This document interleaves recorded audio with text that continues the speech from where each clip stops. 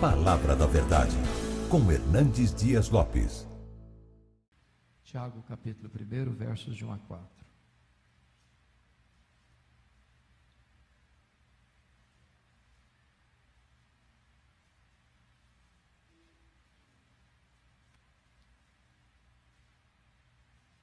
Esse texto diz assim: Tiago, servo de Deus e do Senhor Jesus Cristo, às 12 tribos que se encontram na dispersão, saudações. Meus irmãos, tende por motivo de toda alegria o passardes por várias provações, sabendo que a provação da vossa fé, uma vez confirmada, produz perseverança. Ora, a perseverança deve ter ação completa, para que sejais perfeitos e íntegros, em nada deficientes. Você pode repetir comigo o verso 2, todos juntos? Meus irmãos, tende por motivo de toda alegria o passardes por várias provações. Passar por provação não é coisa fácil. Agora, passar por provação com toda alegria é um milagre. Se Deus não nos capacitar, nós não conseguimos. Eu queria pensar com você um pouco sobre esse texto.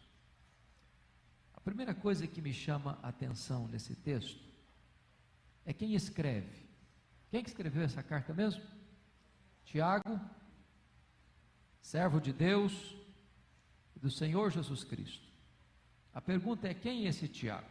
A Bíblia, no Novo Testamento, fala de 3 Tiagos. Tiago, filho de Zebedeu, que era irmão do apóstolo João. Tiago, filho de Alfeu. E Tiago, irmão de Jesus. Qual desses 3 escreveu esse texto? Não pode ter sido Tiago, filho de Zebedeu, porque ele foi assassinado antes da carta ser escrita, conforme Atos 12. O filho de Alfeu, muito provavelmente não foi, porque ele tem uma passagem muito apagada em todo o Novo Testamento. Nos resta a opção de que esta carta foi escrita por Tiago, irmão de Jesus. Como vocês sabem, Maria teve outros filhos. Só que João 7,5 diz que os irmãos de Jesus, durante o seu ministério, não creram nele, eram incrédulos. Eu imagino a dificuldade, Jesus cresceu com eles. Jesus tem uma vida normal, natural, como as outras crianças, como os outros adolescentes, como os outros jovens. Jesus era um carpinteiro em Nazaré. E de repente Jesus vai ao Jordão, Jesus é batizado, Jesus começa o seu ministério, Jesus começa a falar coisas impressionantes, fazer milagres extraordinários, e eles ficam muito encantados com aquilo, mas não acreditam. E até o momento em que Jesus morre, que Jesus ressuscita, que Jesus aparece a Tiago, está lá em 1 Coríntios 15. E muito provavelmente é nesta aparição do Cristo ressurreto é que ele tem uma experiência de conversão. E esse Tiago vai se transformar num líder da igreja em Jerusalém. Quando Pedro sai da prisão, ele manda informar Tiago. Já era o líder da igreja de Jerusalém. Quando lá em Atos 15, houve aquele primeiro concílio da igreja, foi esse Tiago que presidiu esse concílio. E agora notem vocês, de incrédulo a crente, de crente a líder, de líder a servo do Senhor Jesus. Eu acho magnífico esse testemunho dele, porque ele poderia ter colocado assim: Tiago, irmão do Senhor Jesus. E não teria mentido se fizesse isso. Mas ele resolve humildemente se apresentar apenas como um servo do Senhor Jesus. Segunda coisa que eu chamo a sua atenção é que nós, como aquele povo, somos um povo especial, mas não um povo isento de aflições. Veja comigo, por gentileza, no verso 1 ainda, para quem ele escreveu essa carta.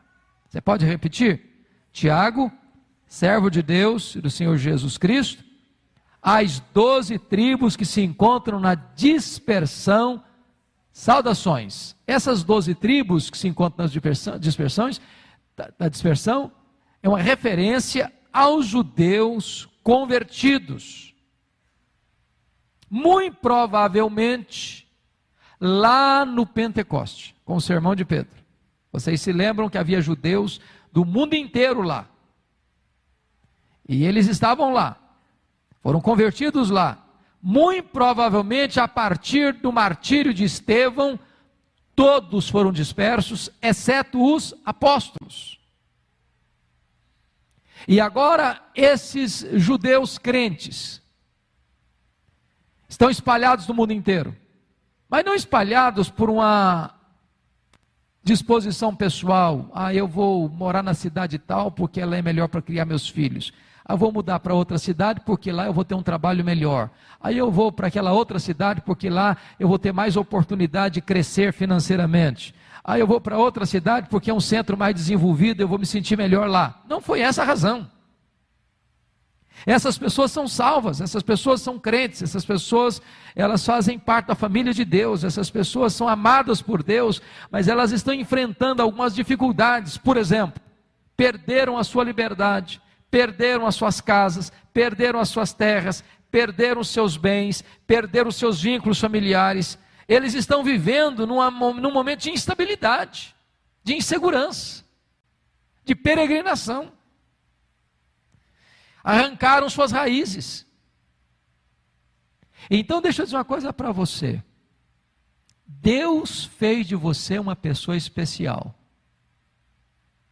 Mas Deus não fez de você uma pessoa imune, livre de problemas. A vida cristã que você e eu abraçamos não é uma redoma de vidro. Não é uma estufa. Nós não estamos blindados. Portanto, se você está passando por uma luta, se você está passando por um vale, se você está passando por uma angústia, se você está passando por uma prova, se você está passando até por injustiças no seu trabalho, no seu convívio, no seu contexto, não estranhe isso. Isso é compatível com a sua vida cristã. Aliás, a Bíblia diz que nos importa entrar no reino por meio de muitas, não de poucas, muitas tribulações.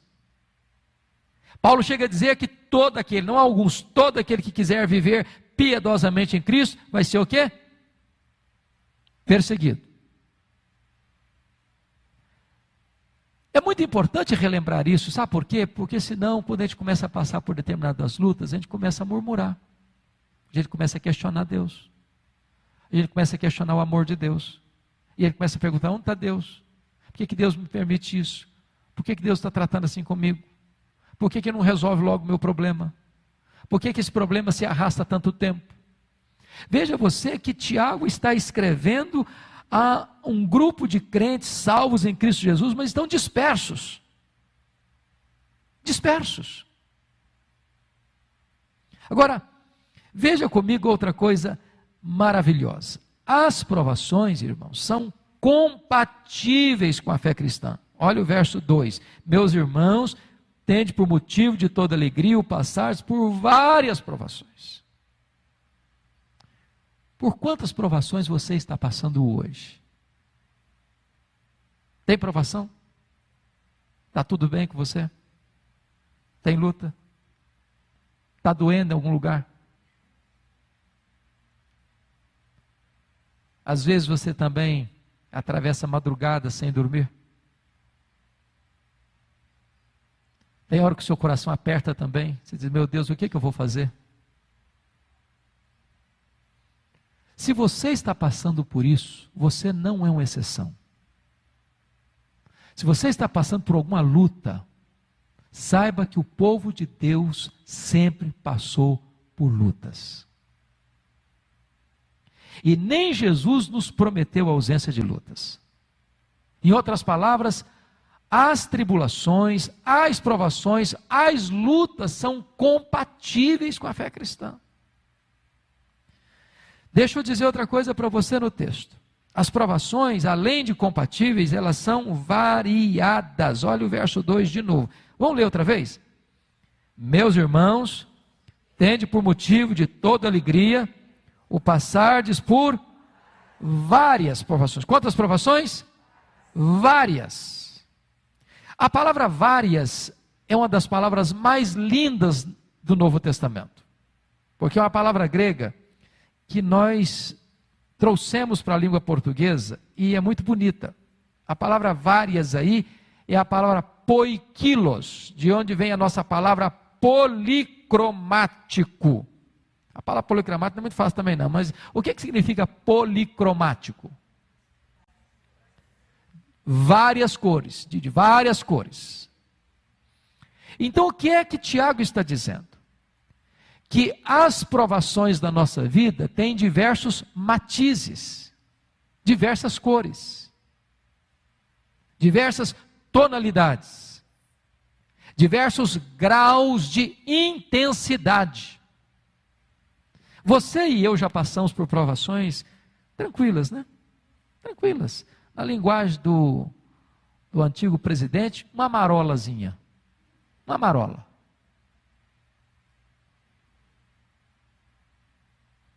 Tem provação que é rosa clara, igual esmalte de noiva. É tranquilo, você passa de letra. Passa de letra. Mas tem outra provação que é rosa choque. Aí já balança um pouco, já mexe um bocadinho mais. Já tira o seu sono, já tira o seu apetite, já deixa você sem dormir. Já angustia a sua alma. De vez em quando você se colhe chorando.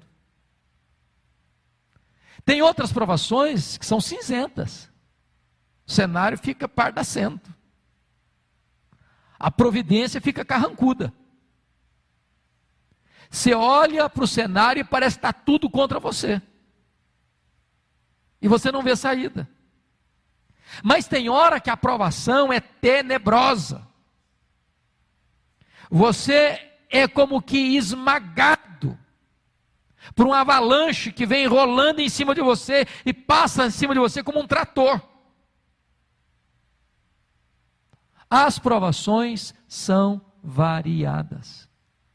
Sabe uma coisa? E Deus está no controle, porque Ele nunca vai permitir você ser mais provado do que você tem capacidade para enfrentar. Não que você tem capacidade de enfrentar, Ele capacita você para enfrentar cada tonalidade de prova que vem sobre a sua vida. Eu tive alguns traumas de infância, porque quando eu nasci, minha mãe já estava para morrer, e eu também na barriga dela, e Deus poupou ambos. Mas desde que eu me entendi por gente, a minha mãe era muito doente. E nós morávamos numa roça, não tinha estrada, não tinha médico. E quando ela ficava muito ruim, que saía, era muito complicado. E eu ficava apavoradíssimo, eu entrava em pânico. Só da possibilidade da minha mãe morrer. Às vezes quando ela era tirada às pressas, eu ficava desesperado, e eu orava muitas vezes como criança. Como pré-adolescente, falei, meu Deus, me leva primeiro, porque eu não aguento ver ninguém da minha família morrer. Eu quero morrer primeiro. E eu fazia essa oração sinceramente.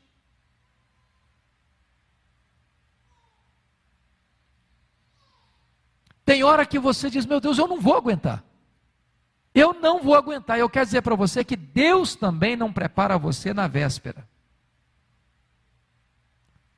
Se Deus um dia permitir você e eu passarmos por alguma prova, por alguma luta, por algum dissabor, pode ter certeza, na hora de enfrentar o problema, Deus vai revestir você de forças.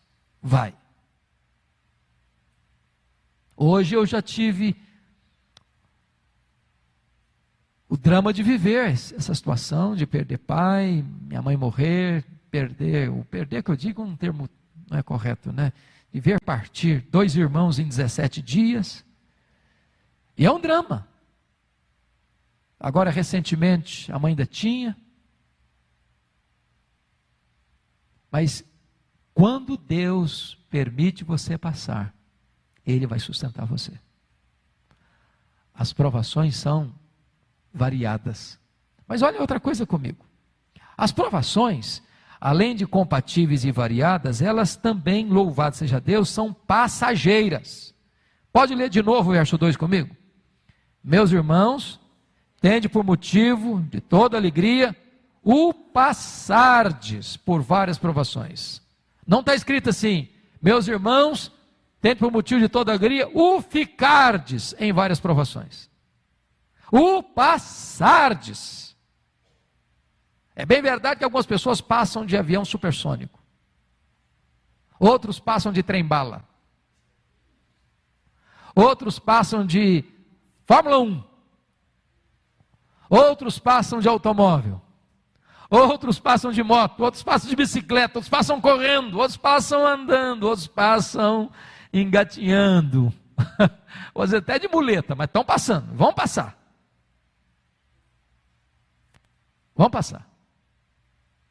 Então essa prova que você está vivendo hoje, que parece que é agarrada na sua vida, pode ter certeza, vai passar.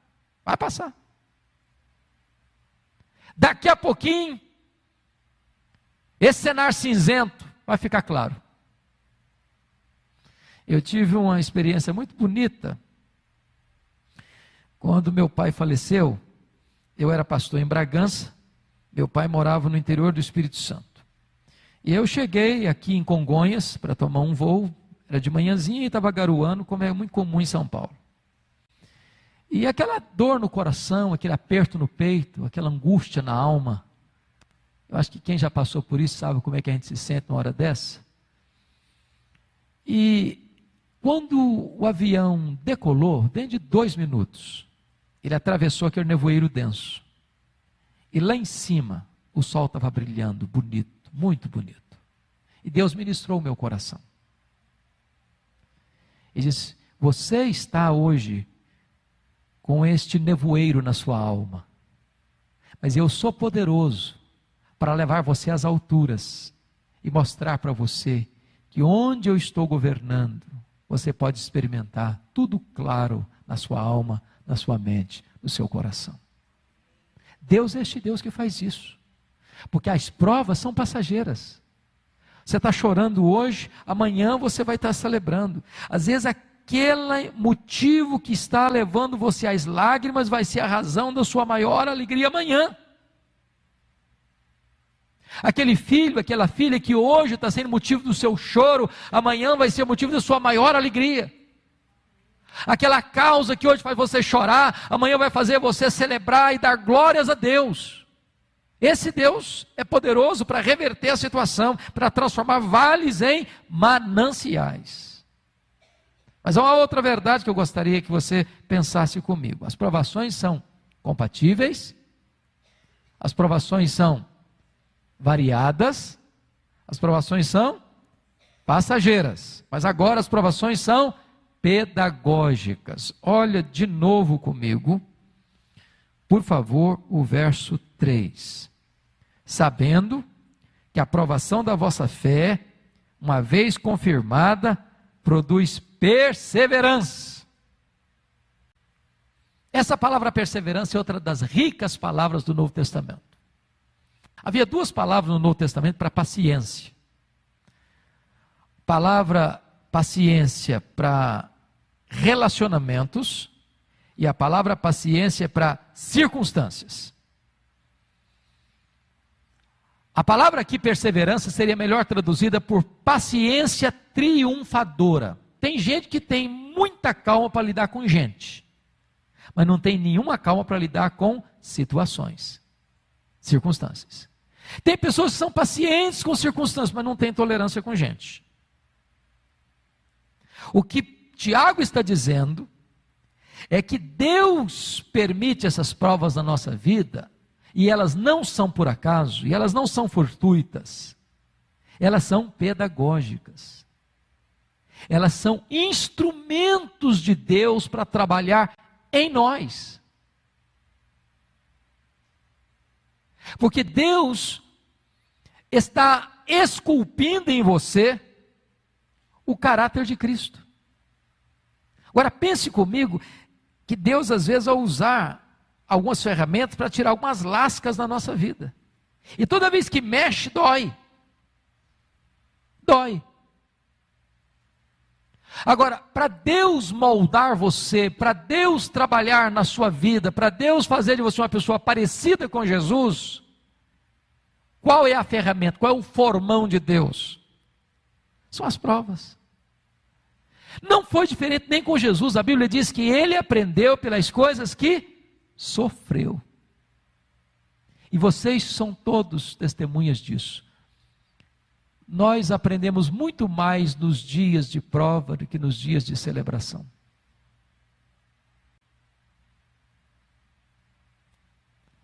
Nós nos curvamos mais, nós nos humilhamos mais, nós revelamos mais a nossa dependência.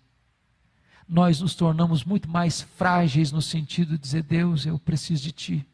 Quando está tudo bem, o ser humano tem a tendência de quê? Botar Deus de lado. Não, eu estou bem, eu sou um bom condutor da minha própria vida, eu sou, uma linguagem mais poética, eu sou o capitão da minha própria alma. Eu não preciso de piloto, não preciso de Jesus. Aí vem a prova, aí vem a luta e você começa a perceber que você não é tão forte assim, que você não é tão sábio assim, que você não tem tanto poder assim, que você não está tanto no controle assim. E aí isso gera o quê? Vulnerabilidade. E nessa vulnerabilidade, o que acontece? Eu preciso correr para quem? É refúgio seguro. Eu corro para Deus. E Deus é tão bom que Ele me acolhe, que Ele me recebe, que Ele me restaura, que Ele me consola, que Ele me trata, que Ele me conduz. E Tiago está dizendo isso. Que estas provações têm um propósito. Qual o propósito? Você ser uma pessoa confirmada. A provação da vossa fé, uma vez confirmada, produz perseverança. Essa provação da vossa fé tem outra ideia bonita no texto. A ideia aqui, gente, é a ideia de ourives. Quando um ourives vai pegar um metal, esse metal tá o quê? Tem o quê? Determinadas impurezas. Então, quando se joga esse metal no cadinho, no fogo, esse metal podia reclamar, falou, mas puxa vida, o que está fazendo comigo? Mas o fogo vai fazer o quê com o metal? Vai purificar, vai tirar as impurezas, vai valorizar ainda mais o que é legítimo, o que é puro, o que é genuíno. É isso que Deus faz. A prova não destrói você, a prova purifica você. A prova fortalece você. Você não sai da prova mais fraco, você sai da prova mais forte. E aqui nós temos que fazer uma distinção entre tentação e provação. Deus não tenta ninguém, Deus prova. Satanás não prova ninguém, Satanás tenta. Deus prova você para tirar o melhor de você, Satanás tenta você para tirar o pior de você. O projeto de Deus é aperfeiçoar você e fortalecer você. Por isso, Ele prova, para que você seja como ouro depurado. Agora veja o último verso. Ora, a perseverança, ou essa paciência triunfadora com as circunstâncias, enquanto Deus está trabalhando. Você já viu essa placa na rua? Você está passando um trânsito complicado, diz, paciência aí, nós estamos trabalhando. A sua vida tem uma placa. Deus pôs essa placa na sua vida. Calma, eu estou trabalhando. Não fique impaciente, não, Deus está trabalhando. E enquanto Deus está trabalhando, parece que está uma bagunça, já percebeu isso? Passa na rua, está uma bagunça. Mas daqui a pouco você passa lá, está tudo em ordem, tudo bonito, tudo restaurado, tudo refeito, fica melhor. Deus está trabalhando. E o texto diz assim, ora, a perseverança deve ter a ação completa, para que sejais o quê? Perfeitos e íntegros, em nada deficientes. Sabe o que Deus está fazendo? Na linguagem lá do do Pedro, que era pescador, Deus está pegando a sua vida como uma rede e está remendando essa rede. Tem determinados buracos na nossa vida, tem determinadas áreas da nossa vida que precisam ser tratadas. Tratadas. E Deus então está trabalhando assim. Para quê? Para que você e eu sejamos perfeitos e íntegros, em nada deficientes. As provas estão chegando para Deus tratar determinadas áreas da nossa vida. Para que aquela área que estava vulnerável, aquele flanco que estava aberto, aquela situação que era um risco e um perigo para a nossa vida, sejam tapadas. Deus está trabalhando em nós. Agora eu quero concluir voltando para o verso 2. Meus irmãos, tende por motivo de toda alegria. E aí eu e você precisamos pedir perdão para Deus nessa tarde. Porque via de regra, como é que a gente lida com a prova? Como é que a gente faz? A gente fica triste, a gente chora demais, a gente às vezes murmura também, não é verdade? A gente reclama bastante, a gente às vezes fica até aborrecido, desanimado, questionando tudo, até botando Deus contra a parede. Cadê Deus? Se Ele me ama, por que eu estou passando por isso? Como o salmista perguntando, até quando, Senhor? E sabe, irmãos, eu não tenho dúvidas disso. Ou Deus nos capacita, ou nós não temos condições de reagir dessa maneira. Meus irmãos, tende por motivo, não de alguma alegria, mas de toda alegria. De toda alegria. E sabe, foi isso que impactou o mundo daquela época, porque esses crentes perdiam seus bens e celebravam. Eles iam presos e davam glória a Deus. Eles eram açoitados e saíram lá se regozijando pelo privilégio de sofrer por Cristo. Eles eram jogados nas arenas para serem pisados pelos touros, mordidos pelos cães, devorados pelos leões, e cantavam.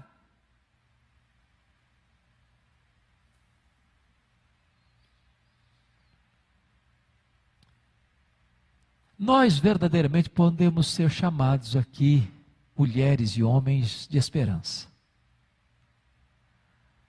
Porque a nossa esperança não está nos homens, a nossa esperança não está na nossa força, a nossa esperança não está na nossa habilidade, a nossa esperança não está na igreja, a nossa esperança não está no pastor, a nossa esperança não está na denominação, a nossa esperança não está na política, a nossa esperança não está na economia, a nossa esperança não está na nossa saúde, a nossa esperança está em Deus, em Cristo Jesus.